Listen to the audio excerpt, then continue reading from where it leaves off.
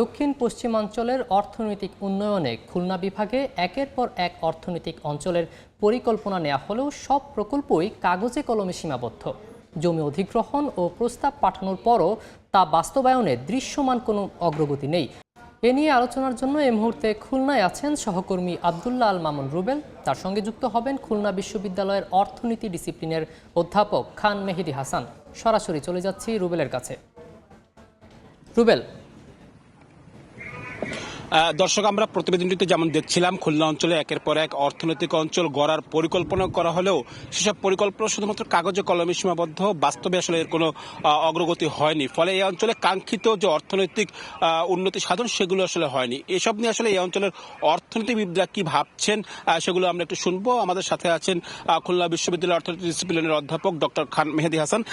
Sir, আপনাকে স্বাগত জানাচ্ছি। শুরুতে একটু জানতে চাচ্ছি যে খুলনা অঞ্চলে যে উদ্যোগগুলো নেওয়া হয়েছিল বা যে পরিকল্পনাগুলো নেওয়া হচ্ছিল সেগুলোর আসলে কি অবস্থা, এগুলো আসলে আপনারা খোঁজ রাখছেন কিনা বা আপনারা জানেন কিনা? ধন্যবাদ। আপনি যথার্থই বলেছেন যে খুলনা বিভাগে যে অর্থনৈতিক অঞ্চল গঠন করার কথা, এগুলা আমরা মিডিয়ার মাধ্যমে অন্য সংস্থার মাধ্যমে জানতে পেরেছি, কিন্তু অদ্যাবধি আমরা এটা বাস্তবে এখনো তার কোনো কার্যক্রম দেখতে পাইনি। যেখানে শিল্প কলকারখানার প্রতিষ্ঠা হবে, এমপ্লয়মেন্ট ক্রিয়েট হবে, মানুষ কাজকর্ম করবে, সে ধরনের বাস্তব এখনো প্রতীয়মান নয়। কেন আসলে এই যে 2015 সালে যে উদ্যোগ নেওয়া হয়েছে, প্রায় 10 বছরের বেশি হতে চললো, তবু কেন এই অঞ্চলে এই অর্থনৈতিক অঞ্চলগুলো গড়ে উঠছে না? কোথায় ঘাটতি, আপনার কাছে কি মনে হয়?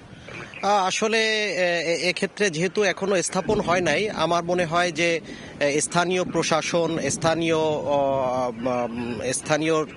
সরকারের প্রতিনিধি, লোকাল প্রশাসন সবকিছু মিলায়, অথবা যে অর্থনৈতিক উন্নয়নের যে লোকাল প্রতিনিধি আছে তাদের মধ্যে মনে হয় যে সমন্বয়হীনতা, অথবা যে এই বিষয়ে যত দাপ্তরিক কার্যক্রম সম্পাদন হওয়া প্রয়োজন, বিভিন্ন আন্তঃমন্ত্রণালয় সমন্বয়, বেজা অথরিটির বিভিন্ন কার্যক্রমের অগ্রগতি, তো আমার কাছে মনে হয় যে আমাদের লোকাল লেভেল থেকে সমন্বয়ের ঘাটতি আছে। একইভাবে আসলে দেখা দরকার যে বেজা অথরিটির যে টাইমলাইন থাকে কার্যক্রম একটা অঞ্চলে পরিকল্পনা পরিসমাপ্ত করার, সে বিষয়ে তাদের দিক থেকেও আসলে যে বাস্তবায়নের অগ্রগতি সঠিকভাবে মূল্যায়ন করা, সেটাকে অনুসরণ করা, তো দুই দিক থেকে আসলে দেখার প্রয়োজন আছে যে আসলে কেন এটা হয়নি।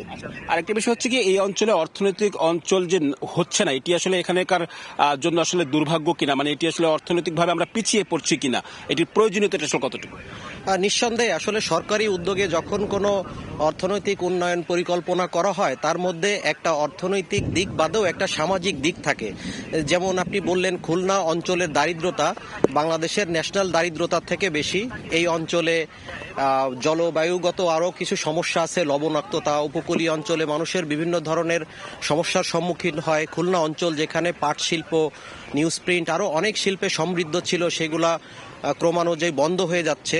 সুতরাং যেখানে অতিরিক্ত জনসংখ্যার চাপ, কর্মসংস্থান বৃদ্ধি করা উচিত, সেখানে বর্ধিত জনসংখ্যার সত্ত্বেও এখানে আমরা দেখি যে বিভিন্ন ধরনের কর্মসংস্থান সৃষ্টিকারী পরিকল্পনাগুলো বাস্তব মুক্ত দেখছেই না, আরও পিছিয়ে পড়ছে। এটা নিঃসন্দেহে দুর্ভাগ্যজনক। আরেকটি হচ্ছে বিষয় হচ্ছে, এই অঞ্চলে তো বেশ কিছু সম্ভাবনা রয়েছে। আমাদের সহজ যোগাযোগ ব্যবস্থা, মোংলা বন্দর, দুটি স্থল বন্দর রয়েছে। আমরা অর্থনৈতিক অঞ্চল হলে এই সম্ভাবনাগুলো কিভাবে কাজে লাগাতে পারি? অর্থনৈতিক অঞ্চল হলে এই সম্ভাবনা কাজে লাগবে। আবার এই ধরনের সুযোগ সুবিধার জন্যই আমার মনে হয় বিনিয়োগ আরও আকৃষ্ট হওয়া উচিত। আমরা এই অঞ্চল থেকে অল্প সময়ের মধ্যেই দুইটা আন্তর্জাতিক বন্দর, ভোমরা এবং পেট্রাপোল, এখানে গভীর সমুদ্র বন্দর রয়েছে।